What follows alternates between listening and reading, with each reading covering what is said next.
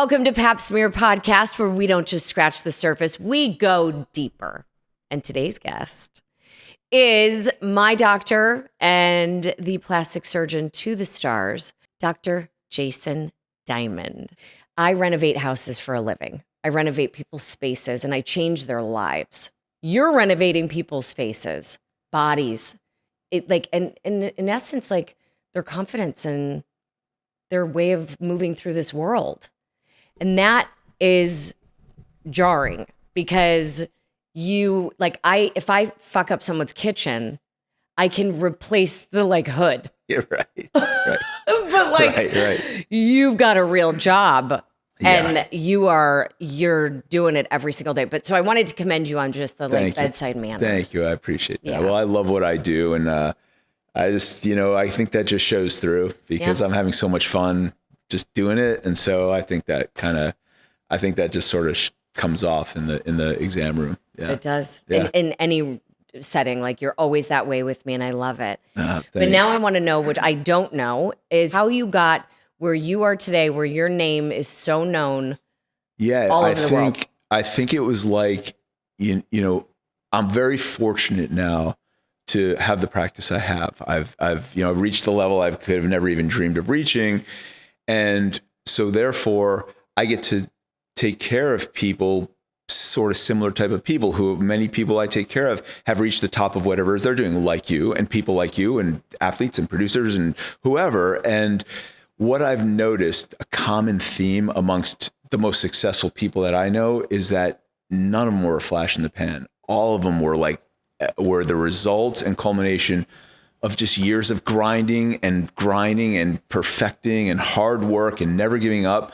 I think that's how I got here, the way you probably got where you are, the way other people who reach the top of their fields get. It was just years and years of, so that's the boring, true answer, right? It's a good answer. It's like that thing I show my kids, that iceberg diagram where you only see the peak of the iceberg sticking out of the water, but like 90% of it is under the water. That's the base, right? It really is like that. But how did I start? I had gotten interested in medicine my senior year of high school.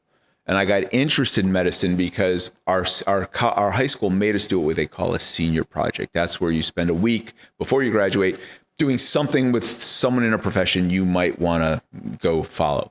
And I said, well, my uncle's a doctor. He lives in Scarsdale, New York, which is like an hour and a half from us. I was like, this will be he had kids that were my cousins, roughly my age, a little bit younger. I was like, oh, this will be easy. I'll just take a free week. I'll go screw around. I'm not going to, I'll go to his house, screw around with the cousins. We'll go, to Yankee games. We'll go to Belmont horse track, whatever. So I go and I spend a week to do that. Not because I wanted to follow him, but while I was there, he's like, come into work with me a day. And so I'm like, all right, cool. So I go into work with him a day and there he is. He's wearing scrubs. He's wearing sneakers. My dad was always wearing a shirt and tie. Everyone's dad I ever knew was wearing a shirt and tie. He goes in scrubs and sneakers. I'm like, that's cool. And then I follow him around. He's just running from room to room and just doing little procedures on people. I'm like, work to me was sitting behind a desk with a pen and paper and making phone calls. And he's sitting there actually doing this. There's nothing magic about this. It's awesome. It looks so fun. He's talking to people, which was so fun. Because you're with him. You're literally shadowing him. I'm shadowing. And I'm thinking, I don't see why I couldn't do this. But no one in my town ever became a doctor. It wasn't something we did. I always thought it was a God-given gift and you knew from the day you were born you were going to be a doctor. It wasn't something amenable to me, I didn't think. But I'm watching this going, I could do this. And then roughly at about the same time, I had a friend who was in a car accident, smashed his face up, and he had to get facial reconstruction.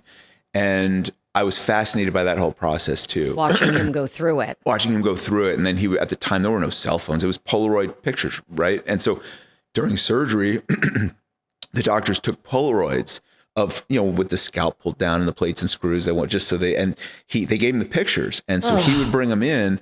And I was obsessed with these pictures and all the other kids would run for the hills. And I was like, let me look. And I'd study these pictures. I was like, it's so cool. And this is this is your junior year. This is junior year was the exposure to my friends. Senior year was my senior project. Got it. Okay. So those two things, I was like, wow, I'd really like to do it, but I never thought it was something I could do. I wasn't the best student because I didn't try, but when I got to the private school, my grades started to go up. I started to learn how to study and stuff. So I go to college. I'm like, all right, well, maybe I'll try and do it, but I still didn't think I had it in me to get into med school and become a doctor. But I got to college and something, the switch just flipped like that. My first day, freshman year, I'm like, I want to do this. I'm going to go study. All my friends were partying. I'm like, I'm going to get so I became like the studier. Everybody knew. Total change like that. Everybody knew, you want to find me, go to the library. I'll be in the stacks and level C or whatever in the back corner study. Like that just became what I did. And then I got my grades up really high and got into med school, and it went from there like that. How cool is that? Yeah. Yeah. Like a total shift for you. Yeah, I was the last person in the entire high school that anyone would have envisioned would have done for this. you too. I mean, the way you tell the story, you're like, there's no way I should have done this. For me too. Had you not had that one little moment, right, where you were like, I'm going to go with my uncle, but I'm going to go screw off and like go to games and stuff. Yeah. And that one day with him and that one moment of shadowing could be the tipping point. That was it. I love the fact that you're like, there's no way I'm going to do anything with school. There's no way I'm studying. No way. And then you flipped. And then I flipped. And that gives me hope when I like see my kids, my freshman, all he cares about is video games and like, whatever his friends, hanging out with his friends. And I want to get so pissed that he's not like grinding it out. And then I have to remember, I didn't grind it out till my freshman year in college. So it gives me some hope. And I think it should give a lot of people hope that like, you don't necessarily know you're going to be a doctor or whatever, when you're in high school and you're in grade school, like if I talk to a lot of my friends who have kids the same, and I'm always like, I don't really think it matters that much if your kid's not like grinding it out, like grinding his teeth down to the bone, studying when they're in 7th, 8th, 9th grade. I'm like, I didn't, so I don't really worry about it. I think it's good that you look back though and say, hey, I was this way, so I can't give them shit if th're not. Right, exactly. Yeah, so good. Yeah. But now I want to know, you're in New York. How do you make it out here? How did you get to La La Land and do it here and build your practice? Once I got into med school, I remembered very well my experience with my friend, and I thought like that would just be so cool. But to get into facial plastic surgery, that's like the hardest thing to get into. It's like, there are a million different disciplines you can go to. You can go to dermatology, internal medicine, cardiology, pediatrics. There's a million things, and you rotate through a lot of them. But people may not know there's a real hierarchy as far as what are the hardest ones to get your residencies in, like neurosurgery, head and neck surgery, like the urology. These are the hardest things. They only take a few. It's much easier to get into pediatrics or internal medicine, or because there's only a few spots for these surgical subspecialties. So what I was interested in was like the hardest one to get into. And but I was quickly interested in it. Never knew if I could really get the spot because, you go to med school, you're with the smartest people in the world. You're with people. I was 3 when I entered med school, probably. I think something like that. Yeah, and you were one of them. 22, 23. Well, no. But there are like 30-year-olds who were former rocket scientists in NASA who decide to leave and come back to med school. There's people like that who are 30, 35, who have already been like successful engineers, rocket scientists. You're amongst people like this. That are coming back to it to med school. Yeah. So, and I'm still like, I'm a 22-year-old kid. I'm still interested I was very interested in studying, but I was also into working out and doing outdoor things. I wasn't going to be 24 hours a day studying and, I was going to still do my thing, where these people, they were like, you're among We've already done that. We're among some really competitive people. So I didn't know if it was possible for me to get into this field to get a spot in that residency. But the point is, I found the top facial plastic specialist, facial plastic surgeon in town in Rochester. And how did you find? You just did research? Asked around. I sort of just found, I knew, and I just called him. I said, hey, I want to come watch and hang out. So the next thing you knew, I started actually like blowing off a lot of like Friday classes to go spend time with him. So there were some Friday classes in med school that to me weren't that important, like humanities part and the psychosocial stuff, which is important now that you're a doctor, but I could care less. You wanted to be boots on the ground. So I would blow off those Fridays and I'd go spend time with him. Next thing you know, I'm spending a ton of time with this guy and really getting exposed to like really high level stuff, which was so cool. And then he said to me, after months and months, and I gained his confidence. He started to trust me about the person I was. And he said, if you really want to see like the coolest stuff at the highest level, he said, I can call my friend out in Beverly Hills and make a call for you. He doesn't let students in, but if I call you, I can get you in. And I said, done. So on my next spring break or whatever, where all my friends were going to Cabo in Mexico, I'm like, I go out to Beverly Hills and he makes a call and I literally spend a week with this guy who had the top practice at the time. And I was like, wow. And I saw, I'm totally amazed by the whole lifestyle, of course. But the practice and the patience and I'm in there watching, I see all these famous people that are trusting their faces to him. And I'm like, this is so cool. And I was like, okay, that's where I want to be. That's what I want to do. That's the practice I wanted. So ever since that med school experience, I knew this is where I wanted to be. And I knew that's the practice I wanted. And, what a cool story. Yeah. Listening to your story, this is an awesome story of success because it wasn't something handed to you. It wasn't something that like, you had this trajectory because your parents were in it or whatever it was. It was this like true like aha moment that then led to so much more curiosity. Yep. And the fact that you said, I found who the guy was and I just called him. Yep. That's what you have to do. If it weren't for that, I would probably not even be here. If that's what you have to do. And I tell my kids the same thing. I tell them it's like, you can't be just linear. Like, okay, you do A, you're going to get to B. You got to figure out your environment and you got to take some chances. And what's the worst thing that he could have said? He could have said no. I call him up. So yeah, right. But I did that right. And I think that's a big part of, look, when I started to make my way out here, nothing was easy. Nothing was given to me. I had no connections. I had no money. I'm from a very how'd you do it then? Middle class family. I literally lived essentially out of my car. By yourself? No one came with you? Friends' basements. No one came with me. And I just said, okay, so when I got out, finally, when I finished med school and finished residency, I came out to LA. I didn't have a job. A lot of my friends, they finish residency, they hang a shingle, they start working, but I said, no, I want to learn as much as I can. So I came out here full time without a job lined up, just started making calls. So the guy who was out here, who I had already met while I was in med school, spent the week with. I started spending time with him, but just like I did with him, I literally started knocking on doors and making calls, and I found the top 50 people, and all the most famous surgeons in the world were always here, are here, and will always be here. I just started calling these guys and saying, I want to come learn. They say, who are you? And I told them, they said, all right, come on in. And over 2 years, I just did that and learned from all the top guys. And again, that was a big part of me getting access to learning all these amazing things. And had I just said, I'm too nervous to call, or I'm not going to take the initiative, who knows? I may not have. Who knows? It would not have. Yeah, probably not. If you didn't take any chance or just say, you know what? I don't care. If they say no, whatever, at least I'm doing it. Yeah. Just make the call, send the email, knock on that door. Yeah. You have no idea what's going to happen. That's right. Yeah, that's right. I think it's an important lesson, really. It is. Yeah. That's a huge lesson. Yeah. So then how did you end up with your practice? Like when did that actually come to fruition? I finally started my practice after 2 years of making no money, living on couches, living out of my car. So I just started up a practice. And how? How do you do that? So it was very difficult, but there was, along my studies, when I was spending that 2 years, so for example, when I wanted to learn rhinoplasty, I went to the most famous rhinoplasty guys and I knocked on the door. They said, come. So I learned my rhinoplasties from the top rhinoplasty surgeons. Facelifts, learned my facelifts from the top facelift surgeons. This is what I did. Fat grafting. I learned from the top fat grafting guys. Okay. Well, along that way, I wanted to learn some skin stuff because I knew plastic surgery, we don't know much about skin.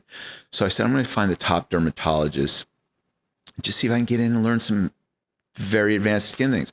Knocked on the door of one of the top guys. He let me in, and he had a very, very busy practice. And we started talking, and he said, where are you going to work? I said, I don't know. And he said, well, I have 1 million patients. He had this huge practice. He said, if you want to work something out, I can refer all my patients to you and you can do this. I said, done. So I started with this guy. It's how I started. And I joined this dermatologist.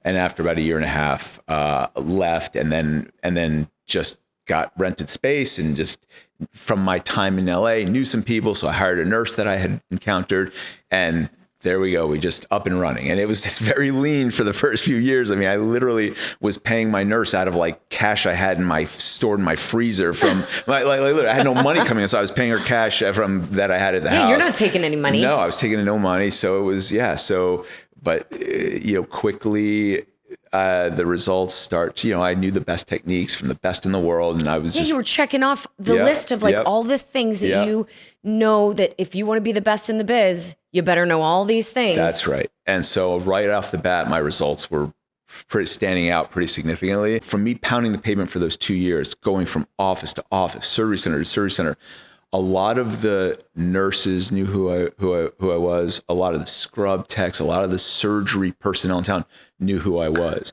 And so, and they all saw like, wow, this guy's learning from him and from me. Like I was the only one, I got to learn the secrets from the top 50 people. No one else has done that. These two world famous docs might be right across the hallway from each other, never once saw each other operate. But here I am seeing what his tricks and her tricks, so, but all these people in the surgery world peripherally knew that I was doing all this. So when I started my practice, they'd be like, hey, they'd send their friends to me because they knew. And quickly my results, I mean, they were really outstanding right off the bat. Not to pat myself on the back, but they were, yeah, because I was like, I knew all the most advanced tricks. It was you advanced techniques, yeah. There are connectors and people that don't know what the hell that means, right? Yes, and you are a true connector. Yes. So point is, so all of a sudden I'm getting these facelift people coming in and they're like, oh my God, my hairdresser sent me, said, I remember this patient saying, my hairdresser said, and this hairdresser was a famous hairdresser, been in town for 30 years. And this woman's hairdresser told her that the facelift I did on his other client was the best one he'd ever seen, best scars he'd ever seen in 30 years. And he takes care of people from all the famous doctors. I was like, whoa, I was like, that was big. I mean, I'm like, wow. So people started coming. And then I remember I was somewhere and I ran into one of those people I learned from, one of the top surgeons that I learned from. And he said, I don't know what you're doing. He said, but people are talking about you. And I was like, really? I was 6 months out, a year out. Yeah. And he's like, yeah, he said, I've got patients who are seeing me and then they're going to see you. And this was like a whole different level. These are the most famous guys who like were world renowned. And here I am, a nobody, but this guy's telling me, yeah, I got some patients who said they're going to go see you. I was like, whoa. I was like, and he's like, I was kind of embarrassed by it. He's like, no, you're good job, man. Like, was it true embarrassment or were you like kind of like pinch me what the hell's going on? No, I was embarrassed. I was embarrassed for these senior guys to like telling me like they could lose a patient to me, and they taught me. It was weird. I wasn't too embarrassed. Uncomfortable. It was just a little weird for me, but I left and I was like, yes, But in front of him, I was like, that's what I mean. I guess I should ask, what did you do when you left? Yeah, when I left, it was like, that's so awesome. I can't believe it. But and you are how old at this time? 32, 33. Jesus. And they say that you don't develop a facelift practice until you have gray hair, because you have to build years and years of trust. And, usually the younger surgeons start with cancer reconstructions and some difficult nose things and those types of things. Yeah. But I developed a facelift practice right out of the gate. Yeah. Yeah. Wow. Yeah. Yeah. It was pretty cool. That is insane. But along the ways, I've still, even to this day, I still never stop trying to get better, trying to learn, grinding it out. Like it's a never ending grind to be at that high level, and it's not easy, but that's what it takes, With your curiosity still, right? You're still so curious. Like, you launched Medicine, which is your skincare line. Yeah. How many? 2 years ago? Year and a half? We launched about 2.5 years ago now. 2.5 years ago. I remember because I think that was the first time I had come. No, I don't remember. I came to you before you had Medicine. I think so. And then when I tried it, and I want to dive into this later, but I just want to talk about this for a second. But that's your curiosity, right? Continuing was the skincare line. Yeah. What else is there? Because I want to dive into Medicine in a minute, but like, where else does the curiosity take you? Like, are you constantly trying to, are you trying different procedures? Are you like learning different techniques? Or does that stop and you just say, I'm so good at this that's where I stay now? I never stop trying to get better and trying to improve my results and critically evaluate the things that I've done and where can we make them better. But, with this, like you had said, you could fuck up somebody's kitchen. It's no big deal. You come back and redo it. I can't do that with somebody's face. So it's like, you know what it's like? It reminds me of this. This is a boring analogy. Tammy always gets mad when I say it. When I say it anyway, it's like, if you talk to car aficionados, from what I understand, will tell you that like the Porsche Turbo is the perfect car. And here's why, because it's been around for 80 years. The body type has been the same, and they have the most advanced engineers in the world working on this car. And every couple of years, they just see what they have and they just, okay, we're going to just perfect what we have. They'll perfect it, make some changes.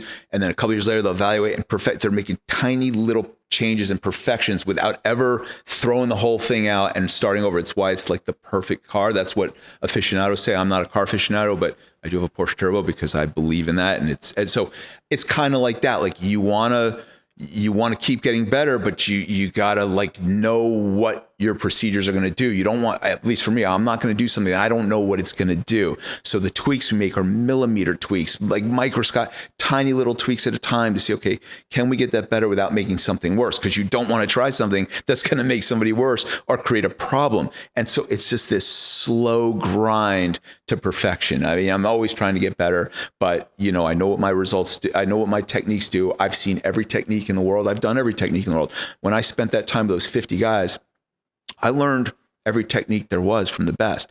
And I kind of put it together in my own formula and my own hybrid of things. And that's kind of where I'm at. So you'll hear all these things. Like right now, there's a term that's gone viral in our field called the deep plane facelift. Yes. Anyone who's interested in the facelift market is going to ask you now if you had a deep plane facelift. It's the word that everyone my age Right. at 45 is saying. Yeah. As if it's a new thing. So the deep plane facelift, the term was coined by a guy in Dallas named Sam Hammer. It was coined by him in like the late 80s. Oh. The guy that I learned from, the guy that I came out, that I was coming to study from, he went to Dallas to learn it from Sam Hammer, and he brought it to Beverly Hills.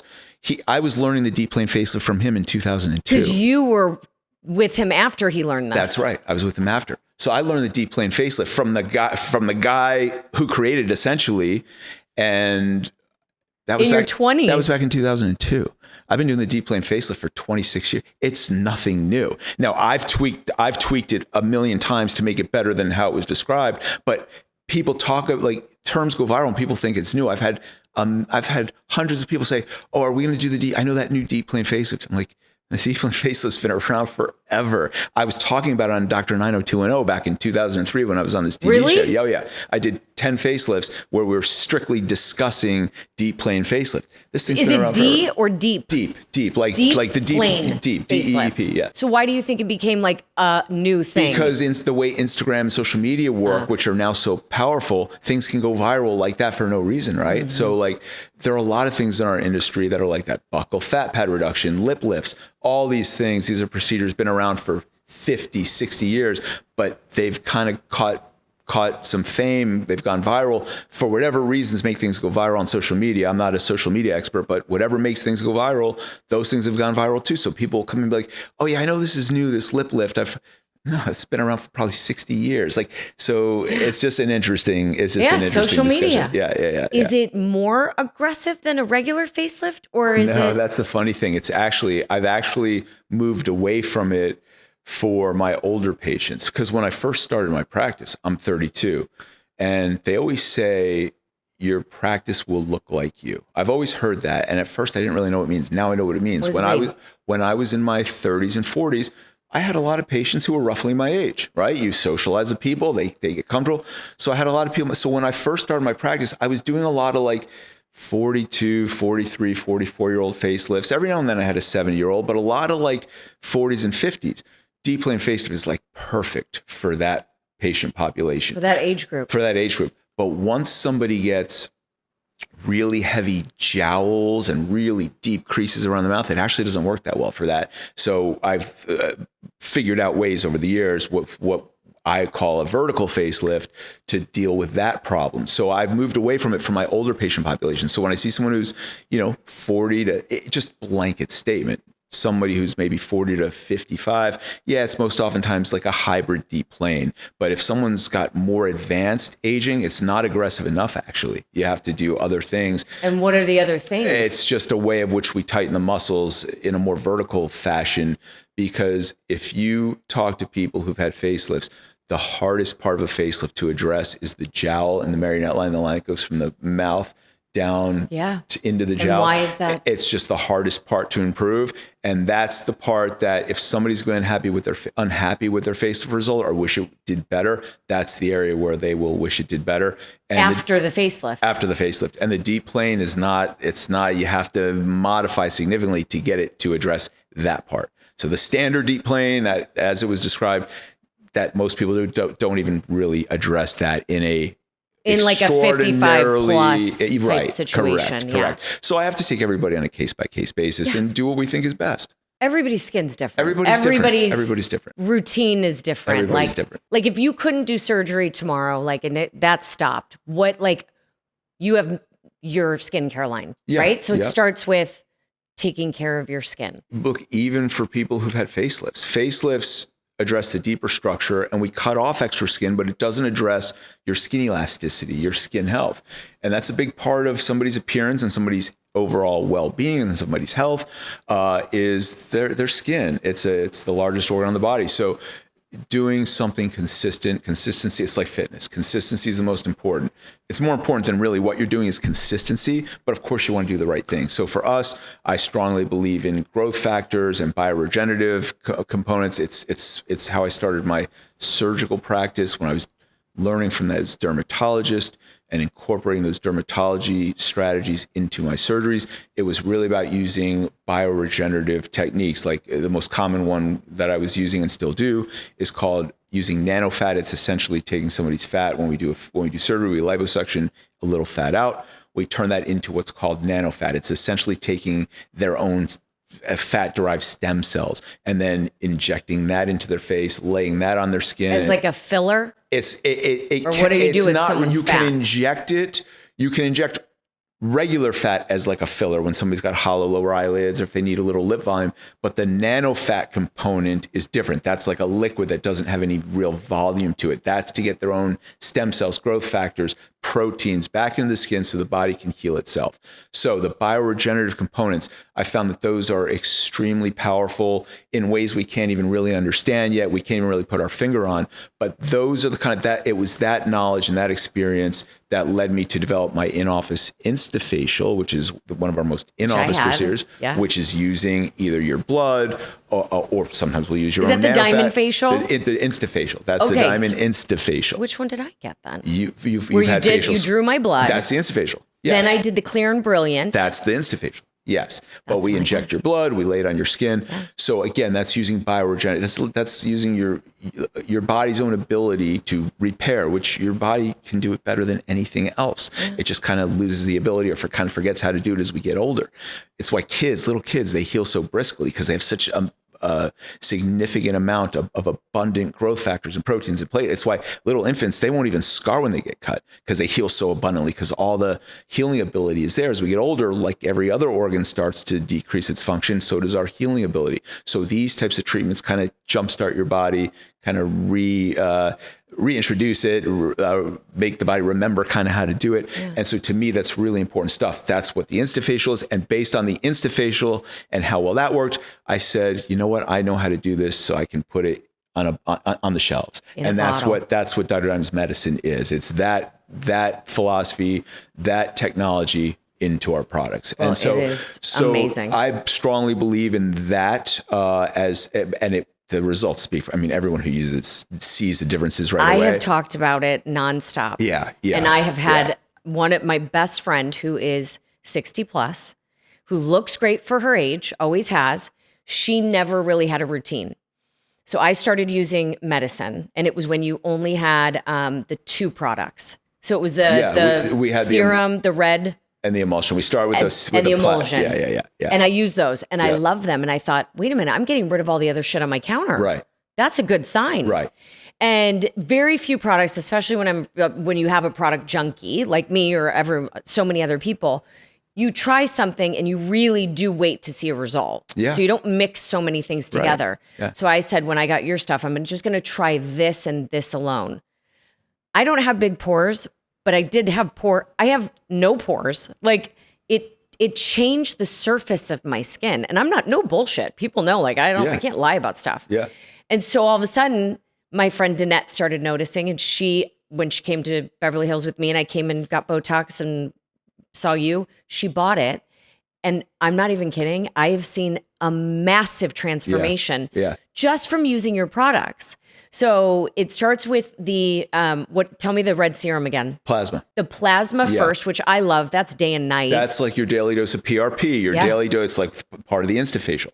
And Yep. then I now use the serum, This year. Yep. which Yep. was the newer one before the eye lift. Yes. Yes. And a serum is any day, anytime. Yep. I live in the desert. Yep. I'm literally putting it's it the on best. nonstop. It's the best. Yeah. Yeah. And then you came out with the emulsion. Emulsion. Yep. That was in the beginning. Emulsion was in the beginning. Yes. That's like your pump. retinoid ester, your antioxidants, hyaluronic acids. That's what we call like your laser in the And that's bottle, at essentially. night. That's at night. Yeah. Because it's got the retinoid And if you in do it. treatments or anything, you can't use that because it's so Yeah, highly. you want to wait like a week after treatment because that's so active. Yeah. Yeah. But It's the other ones so you can good. use. So yeah, so that's it's really awesome. So I kind of forget because I'm in the office all day long. Not a day goes by I don't see 3, 4, 10 people who tell me, "Oh my God, by the way," from people from other countries. I've been using your stuff. I've never seen anything like it. I've thrown everything else out. So I hear it every day. And every time I hear it, it warms my heart. I'm so proud and I love it. But I kind of get used to that. But it's funny because when my wife and I, whenever we travel, it happens every time. We'll be in the airport together and someone will come up to me like, "Dr. Diamond, I use your products. They're amazing. They changed my skin." And my wife will be like, "Oh my God, that's amazing." And like, it's like the greatest news she ever heard. And I said, I hear this all day. She's not in the office every day. She's not doing it all day. When she hears it, it's like, I'm like, "Jessica," I'm like, "This stuff, we hear it all day long every day." But when we're together somewhere out of the office, we'll be at restaurants, we'll be in different countries, we'll be in different cities, wherever we are, people always come up to us and like, "Your stuff is amazing. It's the It's best." kind of probably cool to watch it through her. Yeah, it is. Right? It Where is. she It goes, is. "Oh my God." It And you're is. like, I'm It hearing is. it all day. It is. But it checks you back into that moment That's of like, right. "Oh my, look what I'm doing." Yeah, it how, is. And It's you, cool. what you guys are doing. Like, Yeah. tell me how that is working with your wife on that. So again, I don't really work with her because she's the one. So Did she come up with the idea? Like, how did this work? it was my idea. I knew that I knew enough about how these things work to do it, but I have no business sense. I'm the worst business person. I know with my practice, I don't know numbers. I don't know. I have people that I trust to do the business side of it. And so when we started this, she was like, "Okay, well," I said, I'm not going to be involved in calls. I'm a doctor. I'm running my practice. And by the way, my wife's a doctor too. She's the smartest person. What kind of doctor is she? She's double boarded in internal. She's got 2 boards, internal medicine and pediatrics. Oh my God. But she hasn't practiced in 20 years. Yeah. Okay. But she's literally the smartest person. Like she was, out of all those smart people I told you about in medical school, she was number 1 in her class. Okay. God. So she's like the real brains behind this whole thing. So it's my ideas, but she runs the business. So right now, as we're doing this, she's on the call with e-com directors and salespeople and Nordstrom's and Bloomberg. Right now, she's on the call with executives. And so she has just taken that on, and she's so smart and focused and organized that she just now runs it. I know nothing about what she does. I don't get on any of these calls. I'm not in these business meetings. Stay in your lane. I'm taking care of my patients. So we don't really work together. I mean, I see her when I get home. She'll give me updates on things. Sometimes little she cliff doesn't. notes on Sometimes she things. doesn't. Yeah, And so we don't really work together. But how cool though that you're doing it together. Yes, Whether it's yes. like you're not working together, but you're we're not doing side by this. side. Right, correct. And the eye lift that just came out, I felt so special. I came in the office, I don't even know how long ago, and Tammy's like, "Take this, don't do anything with it. Don't show anyone. Yeah. Try it out." Yeah. So I tried it out, and I was putting it under my eye, and over, but the eye lift is beautifully and brilliantly done. So thank you for that. And I don't know of any other products that have been formulated and designed to treat upper eyelids as well. So like a lot of times you stay away from the upper eyelid. This has been studied, to do it. clinically studied for that as well, which is awesome. Yeah. Intentionally done for it. Yeah. So what do you see with the brand? What's the next step, do you think, with medicine? Like, I hope you keep continuing to come up with more products. Here's what I would say. I don't really have a big picture idea yet of what this will turn into. All I know is that, like my surgical practice, I figure out what the problems that don't have solutions are, right? I'm looking at everyone's face all day long. I'm like, I always think about what problems still exist that we don't have answers. A lot of problems we have answers for, but a lot we don't. And so that's where, when I say I'm always tweaking my procedures millimeter by millimeter to address problems that we can be better at solving. I feel the same way about the product line. Like we identify what needs aren't being met. I know my patients very well, like you. I mean, people become very close to most of my people because I just generally like them. And so I know intimately well what their skin is doing, what their skin needs, what's working, what's not working. So I'm always just thinking about what problems still exist, what problems don't have good solutions, and we base our decisions on what we're going to make based on that, trying to figure out solutions to those. I love that. Because you're doing a hero product in essence, but you're doing it multiple times. Right. That's and right. that's a weird thing to say, but what I learned, because I came up with I worked for a year and a half and did these things called the glow drops, the Greek goddess glow drops. I wanted something that was like a little bit of a bronzer, but still helping my skin. So I learned so much about it. And it's so different than your products. Like mine is working in a different way. It's not a deeper, it's definitely not a deep way. But you have these products that are multiple products with your brand, but each one's such a hero on its own. And they work synergistic. Yes. They work synergistic. They're And that's studied the that cool way. part. Yeah. I love that. Yeah. And just your practice in general. Here's what I want to dive into is how do you know? So like I started coming to you 4 years ago, I think. Sounds right. And when I sure, remember just seeing on Instagram, it was like you were the guy to the stars. I don't even know who I watched and what they got done, but it was probably a Kardashian. Who knows? Likely. But I was like, okay, I'm going to call the office. And it was me thinking, and I'm the one that is like you, where I call anyone, I try anything, I don't give a shit. If it works, it works. But I was like, I'm never going to get in. It's very easy. Like you can absolutely get in if you're patient. And I got in, I saw you, and you are so conservative.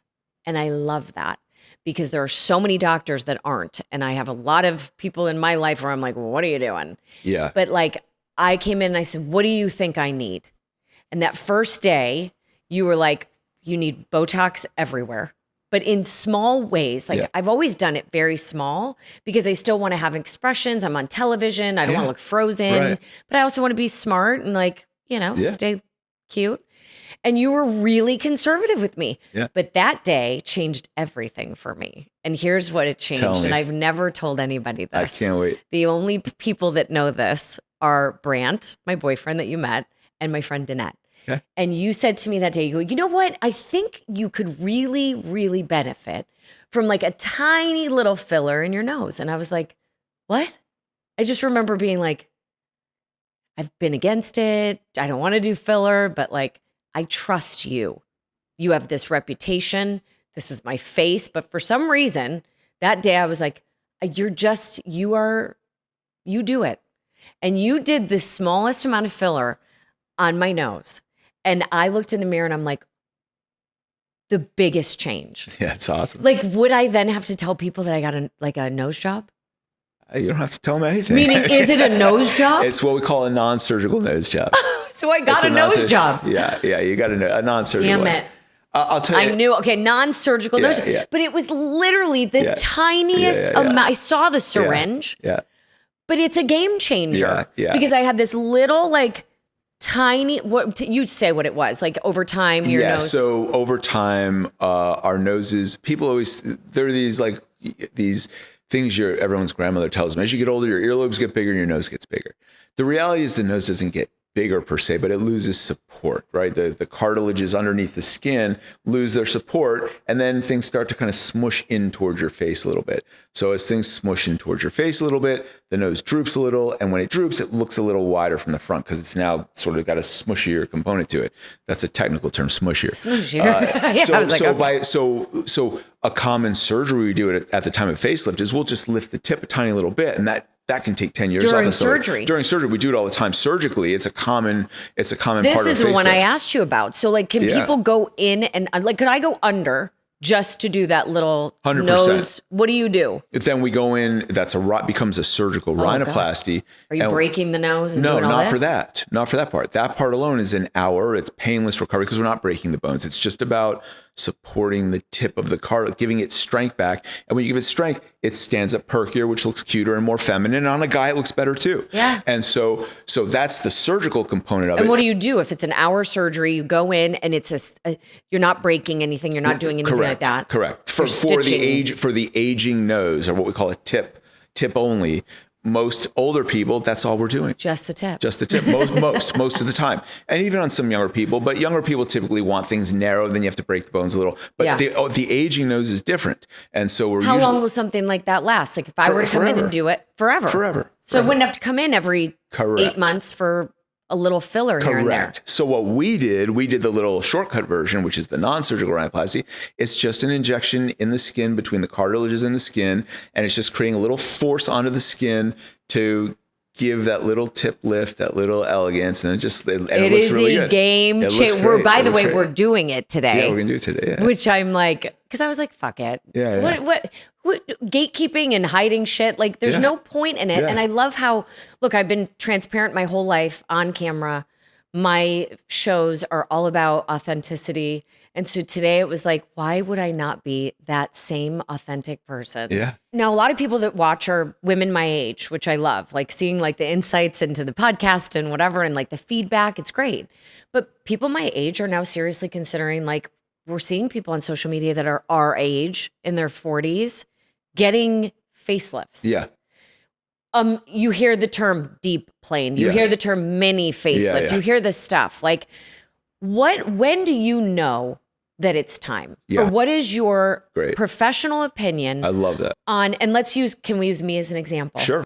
Let's Because use you why again. not? I want to know. I'm selfishly, Let's use you as an yes. example. Like, Okay. what's the plan? And my answer to that question is the time to do it is when you have something that bothers you that I can fix.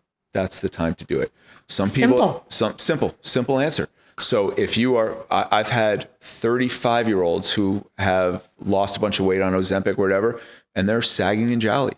Guess what? That bothers them and I can fix it. That's the time. I've done numerous 35-year-olds who are the happiest people in the world. And are you seeing more of that because of Ozempic, Yeah. right? So were they too young? You tell them they were too young. They're the happiest people in the world. Yeah. But you'll have people say, "Oh, you should never do it." Okay.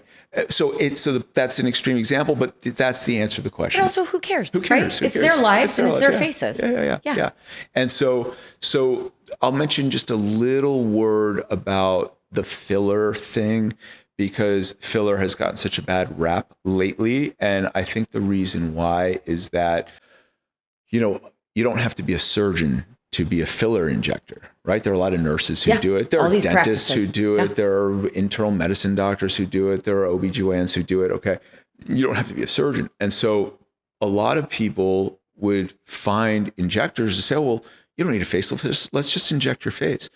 And what happened was, I think we've reached a tipping point now where so many people got overfilled in an effort to lift their face, which it does not do.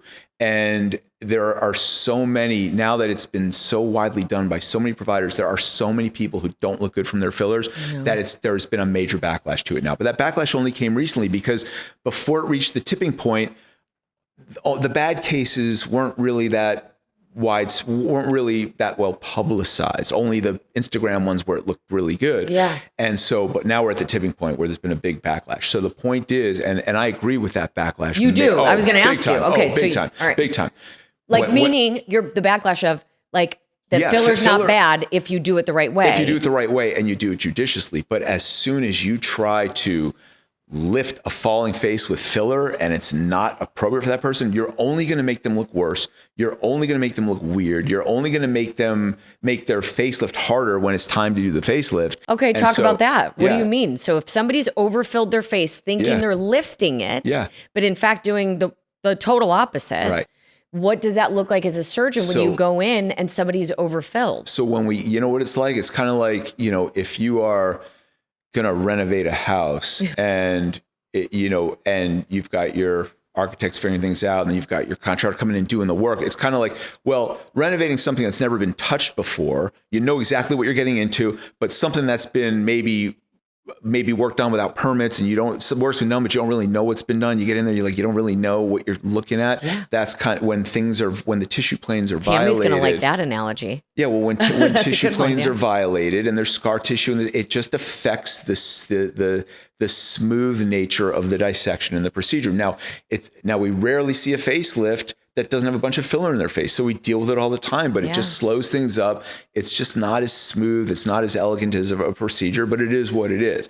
But you're making the facelift more difficult. You're making the healing of the facelift more difficult. So your advice to anybody is, if you ever plan to do a facelift, like, don't do the filler. That's not what I'm saying. That's tell not me what what I'm it saying. is, That's yeah. not what I'm saying. What I'm saying is, so like, one of the most common in-office procedures I do is what I call diamond facial sculpting. Facial sculpting. This is my injections where I am deep. I'm on the bone, on the perimeters of the face. And that's a very effective way to give somebody a little lift, give somebody good contour, improve the balance of their face in a elegant, safe way that works far superior than the standard filler. So I'm going to get a little technical here, but the standard filler world, the fillers are known as dermal fillers. If you Google the term, the formal term of fillers is dermal fillers. It's what they're labeled as. Well, what does that mean? Dermal is skin. They're labeled and designed and treated as though they should go right under the skin. And I've had a big problem with that ever since day one of my practice. I never believed in going right under the skin, and that's the cause of all the problems.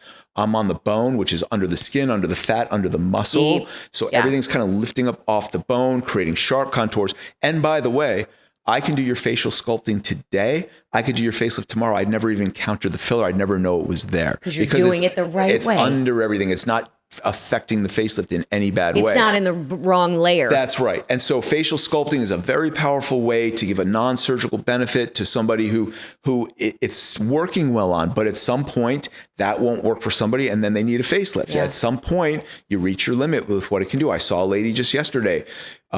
She came to me from across town, from someone who's a popular injector who's not a surgeon.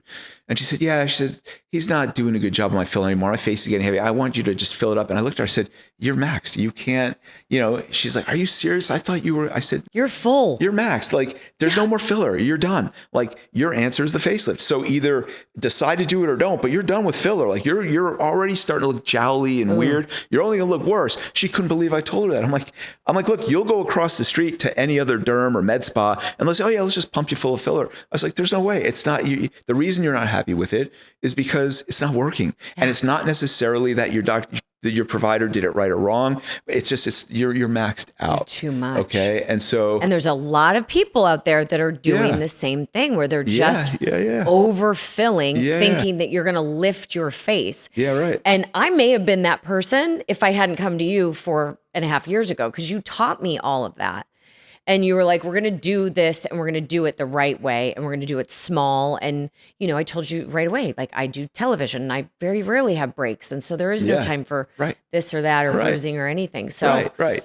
But one of the, I think, most important components for people to think about, and the first thing I look at when I see somebody who is over 40, 45 is the face starts to get bottom heavy as we get older. Right. So if you think about an egg, like an egg of food, if when we're young, it's kind of like thinking about that egg on the pointed part of the egg where the face it's top heavy. And as we get older, if you turn that egg upside down and now the narrow part, that's kind of what faces do. They get bottom heavy. There is no non-surgical way. I repeat strongly, heavily, there is no non-surgical way to bring in bottom heaviness. All you're doing is you're trying to now create fullness everywhere else to try to make that, and it just doesn't. The only way to fix that is to get rid of the bottom heaviness, and the only way to do that is a well-performed facelift. It's the only way. And when you look at these beautiful faces on people, that's what's making, when you look at these beautiful facelift results and you're like, oh my God, that's killer. The most important part of it is getting that bottom heaviness back to a V shape. V shape is everything for most people. And there's no non-surgical way to do it. People try threads, they try laser. It doesn't work. It just doesn't work. We've done everything for 25 years. Stop trying to do all these things and save the money. Yeah. And do the facelift. Yeah. When you're ready. Yes. Yeah. When you're ready. Okay. Back to me. Yeah. 45. Yes. 46 in October. Yes. We've been doing Botox. We did my little filler. Yep. What's next? What should I be thinking about? Okay, so this will be a good example for not just me selfishly, but like what you always tell me the truth. So here's what I want you to do. Pull your hair behind your ears if you don't mind.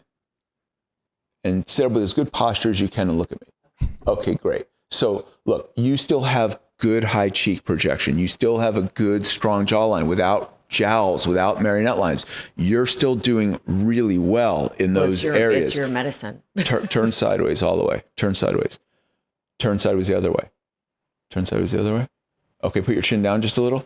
Face me. Yeah, see, you're still good. Really? You're still good. But of course, I'm looking at myself every day. I'm like, oh, I see this, but I don't want to be like, I see other people that I know that have these like cheekbones and whatever. Yeah, and I'm yeah. like, I don't think that looks good. Yeah, right. You know, you're still good. You don't need surgery. You're still good with the things you were doing. Like You little just keep this. doing it. I want to come in and do the little note. What's it called? Is it literally just called a Non-surgical rhinoplasty. Is that what are you talking about? no? The one where you go in for surgery and that's just a do the stitch. tip rhinoplasty. Tip rhinoplasty. Or finesse rhinoplasty. Yes. Finesse rhinoplasty. Finesse God, I like rhinoplasty. that. Yes, Yeah, yes, it's a yes. wordsmith thing. Yes, Like it's yeah. got to be It's like a wordsmith thing. Yeah. 'Cause what are like when I think about like when I go to do a facelift, right? Like how long are you out?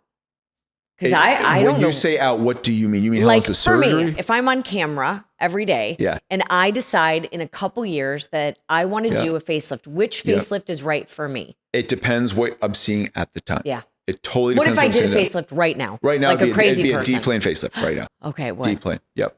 Like a mini D-plane And facelift. would you Yeah. even like? Would it just be the smallest? It'd be the smallest thing. Here, put your hands here and just go like that. My mom used to do Right this when now, we were that's little. what it would do. That's it. That's it. Does that look nice? It looks great. But do you need it? No. Psychology is such a big part of your business. You have 100%. people coming into your office that just aren't happy. Yeah, right. And, Yeah. and we're just saying in general, not just unhappy with their face. Yeah. How do you distinguish between the two? If I were to Yeah. come into you Yeah. and I'm literally going through a breakup, a divorce, Yeah. I'm super depressed, I'm angry, I'm this and that, but I don't share any of that shit with you. I'm like, hey, I need to do this, that, and the other. Do you have a sense of it? Yeah. You yeah. do. That comes with experience. And that angry, pissed off person is going to be a terrible patient. They are not going to be happy with their results because they're expecting the results to fix their relationships, which it won't do.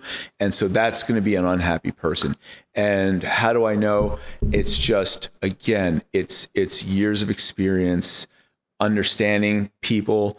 And I talk to them. I try and get a sense of their life, what's going on. I try and get a sense. I'm not a psychiatrist.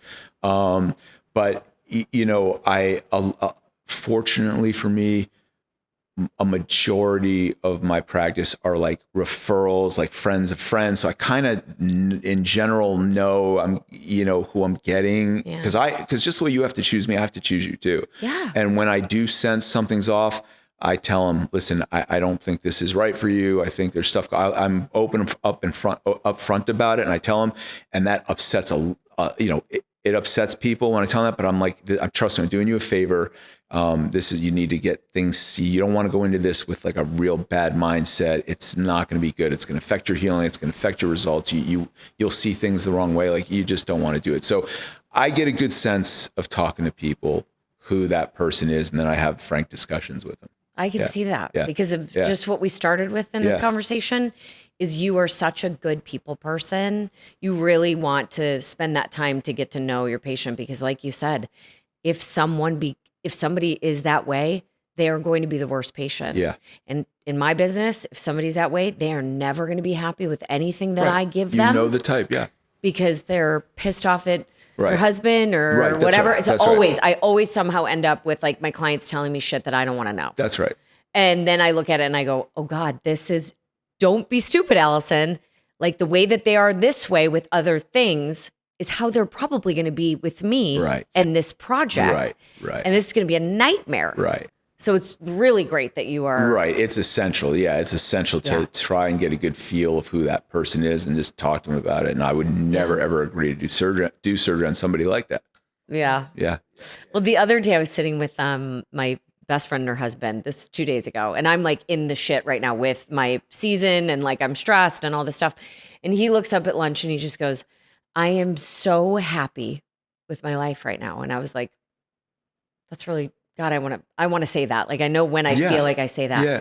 Do you feel like you're just like, how do you feel right Yeah. now in your life, career? I feel very fortunate and blessed. And I couldn't have dreamed of having a better practice. When I was in high school and I was really into baseball, I always had dreams of being a professional baseball player. And that was my dream. The way this has worked out, I would have, if I can go back right now and change that and would have changed trajectories, there's no way I would trade. Like this is so far better for me. I get to do what I love. I'm happiest at work. It's other than with my kids, Of like course. being at work's my favorite place to be. And I couldn't have dreamed of anything better. Yeah. And you have the greatest team. Yeah. The greatest team. is I love awesome. coming into the office. Team is awesome. Yeah. It feels like I'm with friends. Yeah. And it's like Cheers. Yeah. Like the old show, right? Yeah. Everyone knows your name, and you guys make a point to do that. And I love that you are at that place in your life where you're like picking and choosing. And I see how involved you are with your family and the kids and sports and all of that. Do you feel like, because you have boys only, Two right? boys, yeah. One just graduated high school last week. He's going off to Tulane next year as a freshman. And the other one just finished his freshman year of high school. Do either of them want to get into your world? Neither of them show any interest in doing this, and I would never push them into it because it's a ton of work. I mean, like I said, it's like we talked about the iceberg. I mean, it's that huge, giant base that you got to be into to get to the top.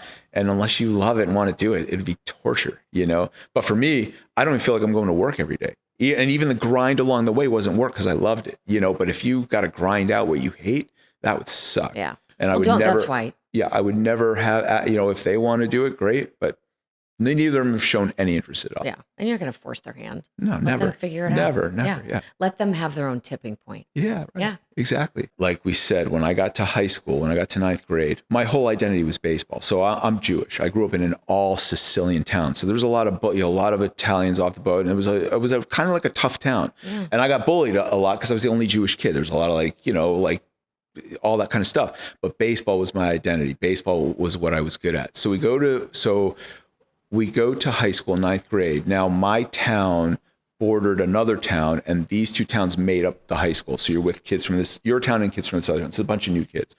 So I go out for the baseball team freshman year, and I'm one of the better players from our side of town, and I'm as good or better than most of the kids in another town, but I don't make the team.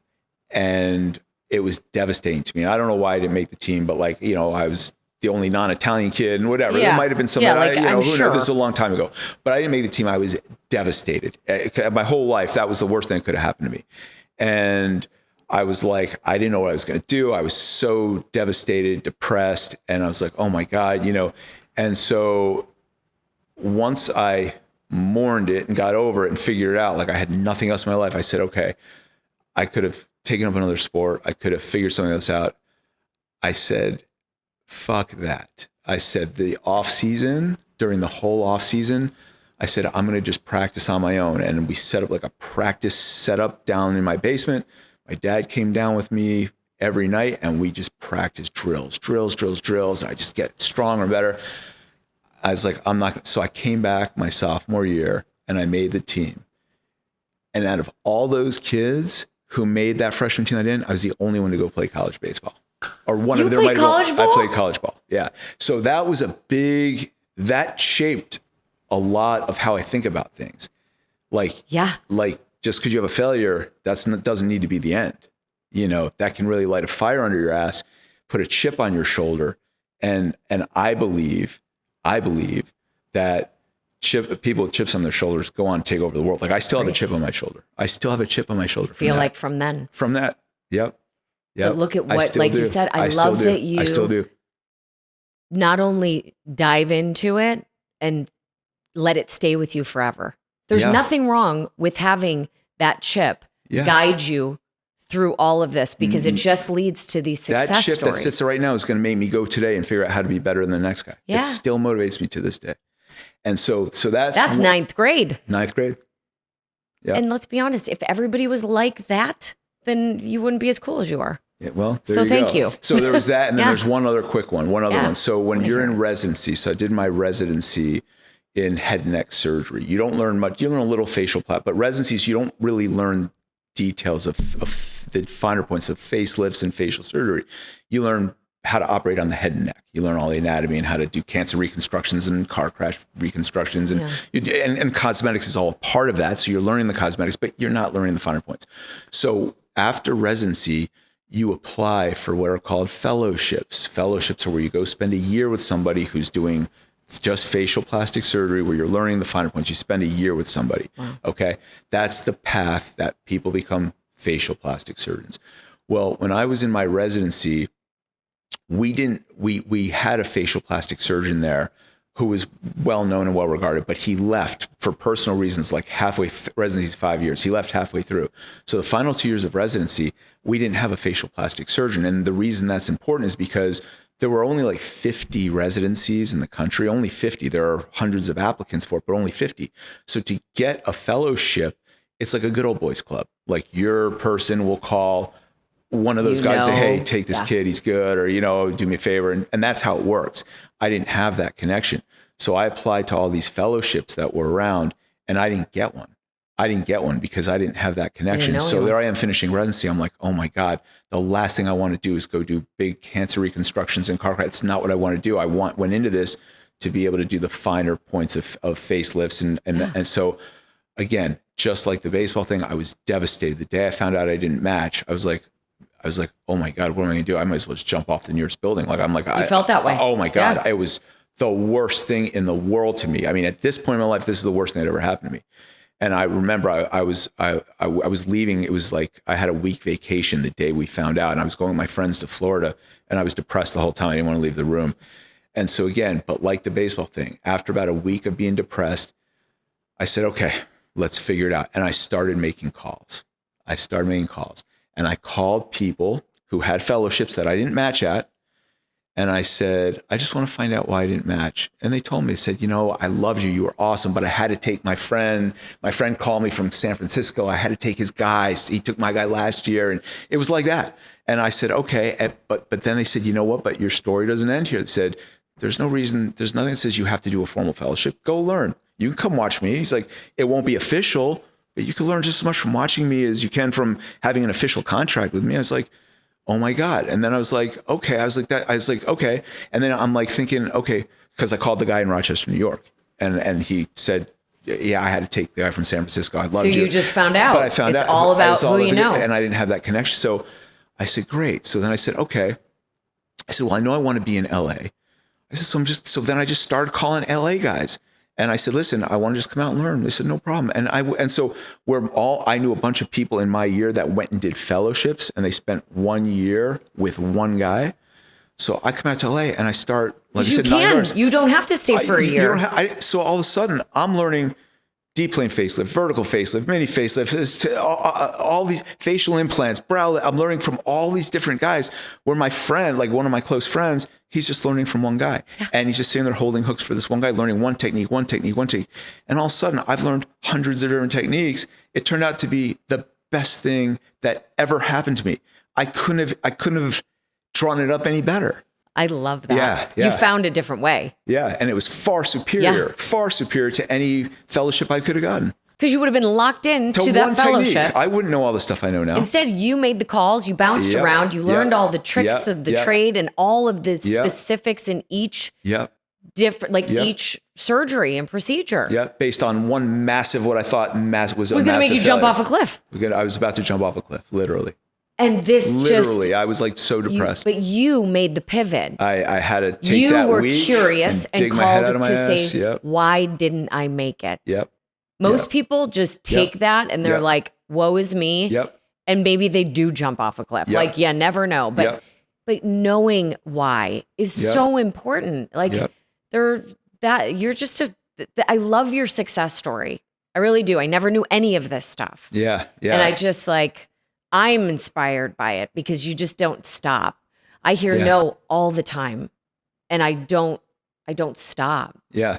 And it's like, even when I was at my worst with lawsuits and thinking that my life was over, I was being sued and everybody knew about it. And instead I just called and said, what can I do? I know I can't control this, but what can I do? So the curiosity is what will not kill you. 100%. Yeah. And by the way, just one of the cool things, this is going to sound petty and childish, but let me be a little salacious here. Yeah. So out of all these guys that I interviewed for their fellowships that I wanted, my practice is 100 times better than any one of them. They would all kill to have my practice, these guys who reject. So I wear that chip here too. Oh, and I'm going to keep making my practice and my results 10 times better than yours. I love seeing these older guys at the meetings who didn't take me, and they all know me. All their girls want autographs with me and pictures with me. And I just love it's the there you best. go. There you go. Yep. I am with you on all that. You should celebrate those moments. I do. I love hearing those moments because you're probably going to a bunch of these things where they are there. It's the best. It's so funny. Yeah. These people have a choice to go with the connection or to sway and pivot themselves and say, this is the person that deserves this versus so-and-so called and I know this person and they're in my family, whatever. So, but good on you. Yeah. You did it. You Yeah. did it your way, I did it and my way. you're the perfect success story. And I'm so happy that I got to hear this, and I'm so happy that people can hear this. And it's less about like what can you do with your face and what's going to make you look beautiful. I am so interested in how people get to where they are, loving their lives, working hard to get there, and the struggle in that story. Yeah. Because people don't share that enough. Yeah. I don't hear it enough. And I'm talking to a ton of people, but it's like Yeah. they're almost scared of the struggle sometimes. But, you're this motivating force, I would assume, for your children and so Yeah. many people in the industry. I think that struggle is essential. Yeah. And again, like I said, I get to talk to the most successful people in the world every day in their fields. And I almost everyone I know has a similar type of story. Yeah. Almost everyone I talk to, you're like, holy cow, you were living out of your car for 2 years? Like, yep. And now they're billionaires. Like, Yeah. it's almost every story. I don't think a success story exists without that struggle. Yeah. I really don't. Not that I know of. Well, thank you for being on. You're welcome. And You're I welcome. can't wait to just like have people hear this story because I love it and it's motivating to me. So Awesome. I'm just so excited. You're Thank you. welcome. Everyone needs to go get your products. I'm not kidding. The eye lift is my truly like I live by it. It's in my purse. Yeah. Yeah. That's great. Using it sometimes 2-3 times a day. Yeah. Because I'm in the desert. I'm in Vegas. So Yeah. it's You have so to. dry. You have to use it. Yeah. But I can't wait to see what you come out with Yeah, next. yeah. And I'm just excited to show people like this tiny little thing Yeah. that Great. you do Let's do it. that makes the biggest difference. Awesome. Let's do it. Let's set up. All right, We're going to let's do set it, up let's like do it. high tops. Okay, great. Okay, great. all Let's right. do it, We're let's do moving it. these chairs Okay, out. Okay. I didn't get a nose job. I get nose jobs. Good job. I get And so the multiple. reality is, before Yeah. we ever started, your nose was a little droopier, and I'm showing the camera what it was. Yeah. And we've got it projected. It's actually still pretty good. What we have done is in there now. It's wearing away. So I think we do a little just to keep it where it's at. We may not see a big difference, but because it's elevated right now. But I think I just a always little. do. I always, even with the tiniest, I always see like a difference. Let's see. So we'll start with Yes. we'll start with the non-surgical rhino. We'll start with that. Oh shit, a little headband. Okay. Here we go, guys. Non-surgical I'm gonna mark. nose job. Yeah, let me just mark. My mom's gonna be like, I knew it. I knew it. I knew it.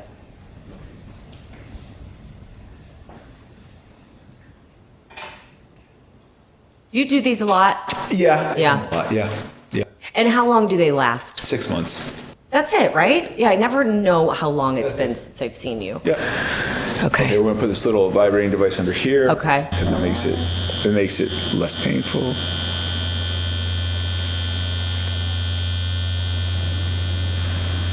Okay, good.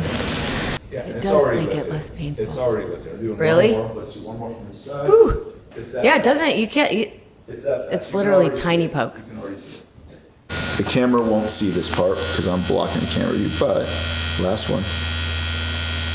Good. Okay. Actually, I couldn't feel any of that. Yeah, so now it's got this nice little cute, elegant lift. That's it. That's all we're doing. You caught me. I mean, it is what it is. That's it. It's the most beautiful, tiny, like you said, tweak. Yep. That's it. Yeah, that looks great. So the Botox, remember, takes a week to see. Yep.